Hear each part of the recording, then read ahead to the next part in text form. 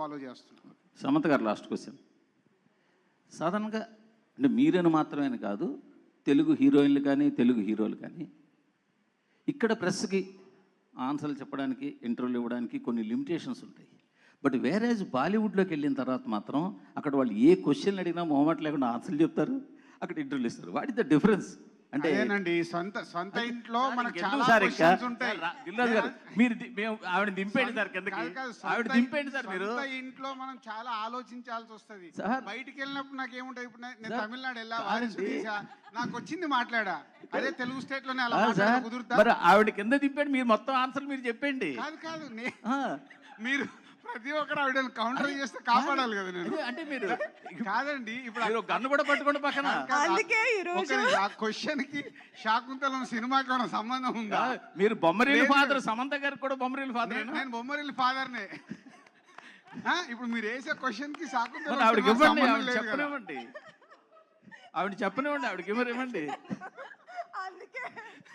వాళ్ళు నన్ను ఎలా చేంజ్ చేస్తున్నారు తెలుసా? వాళ్ళు డయాస్ మీదకి ఎక్కమన్నారు. లేదురా బాబు 5 నిమిషాలు వచ్చేస్తున్నారు, ఎక్కండి.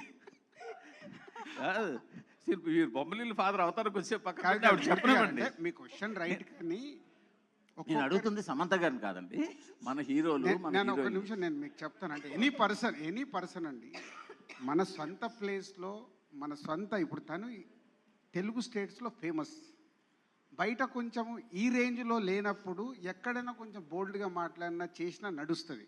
తెలుగు స్టేట్లో ఇప్పుడు దిల్రాజు మాట్లాడినా, సమంత గారు మాట్లాడినా, గుణశేఖర్ మాట్లాడినా వైరల్ అవుద్ది. మేము ఏది మాట్లాడినా, ఇప్పుడు నాదే ఉంది, ఒక ఇంటర్వ్యూ అయిపోయిందంటే నెక్స్ట్ డే ఏదో ఒక పెంట నా దగ్గరకు వచ్చేస్తుంది.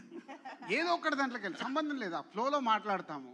నేను ప్రతి ఇంటర్వ్యూలు నేను మొత్తం నోట్ చేసుకున్నాను. ఒక్కోసారి నాకే ఎందుకురా నీకు అవసరం ఆ ఇంటర్వ్యూలు అనిపిస్తుంది, కానీ ఇవ్వక తప్పదు. ఇచ్చినప్పుడు ప్రతి ఒక్క దాంట్లో ఒక మ్యాటర్ బయటకు వస్తుంది.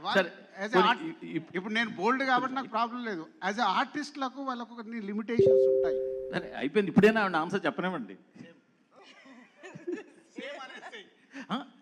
అది ప్రాంప్టింగ్ కూడానా? గుణశేఖర్ గారు, అయ్యో ఆన్సర్ చెప్పలే నాకు. మౌనం అండి, మౌనం అంటే ఇక దానిలో మీకు ఏం కావాల్సిన రాసేయండి. అంటే బాలీవుడ్లో మీరు అనేది లేదండి, అలా ఎప్పుడు లేదు. నేను ఎప్పుడు మీరు అడిగిన క్వశ్చన్స్కి నో అని, లేకపోతే నేను నో కామెంట్ అని ఎప్పుడు చెప్పలేదు ఇప్పుడు దాకా. నేను చెప్తాను ప్రాబ్లం ఎక్కడ అని. సమ్ టైమ్స్ నేను తెలుగులో ఆన్సర్ చెప్పడానికి ట్రై చేస్తాను, కానీ it's not the language I think in. Okay, so నాకు అలాంటివి ఫుల్గా ఫ్లోలో కరెక్ట్ వర్డ్స్ రాదు. కానీ వాళ్ళు ఇంగ్లీష్లో అడిగినప్పుడు నా ఫ్లో, నేను ఆ థాట్ ప్రాసెస్ ఇంగ్లీష్ కదా, సో ఇంగ్లీష్లో వెంటనే ఫ్లో వచ్చేస్తుంది. అదే డిఫరెన్స్ తప్ప నేను ఎప్పుడు ఏ తెలుగు జర్నలిస్ట్కి నో కామెంట్ అని నేను ఇప్పటిదాకా ఎప్పుడు చెప్పలేదు. 3 లాంగ్వేజెస్లో డబ్బింగ్ చెప్పడం ఎక్స్పీరియన్స్ ఎలా అనిపించింది? డబ్బింగ్ 3 లాంగ్వేజెస్లో డబ్ చేశారు కదా మీ ఓన్ వాయిస్తోని.